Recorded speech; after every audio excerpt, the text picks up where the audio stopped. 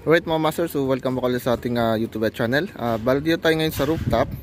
Okay, so sa rooftop mga master, so yung ginagawa dito na foreman. So tinatapos-tapos na lang asintahan are para sa papatungan ng ating trusses. So dito sa kabilang side, so tama na yung 4 na patong. Yan. And then dito naman, so 4 na patong, and then yung taas ng ating aklebe is 17.5 cm. Ayan. So ito, binaklas na rin yung ano natin din yung sidings nung binuhusan natin ng karaan. Ayan, para makasingaw na. So ito yung ating canopy mga master. So yung kapal. Ayan. So yun mga master. So malapit na. Magbubong ulit tayo. Alright mga master, so dito naman tayo sa baba. Bali dito ay inasintahan na natin dito yung para sa fish pond natin. Yung sa isda ni boss na koi. Ayan, so yung aquarium natin. So dito sa ilalim ng hagdanan niya. Then dito pala mga master, so tapos na natin kasarito yung para sa termite control.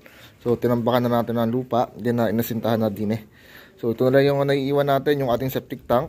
Pero kanina yung overflow natin, so kumikita nyo yun. Ayan, so imbornal na yung may butas na yun. So doon na pupunta yung tubig natin once na yung ating tubig tank isa mag-overflow. So doon na diretso. So yung kulay blue, ito yung sa nawasa yan. Okay, so yun lang. Bali update na lang tayo. Okay.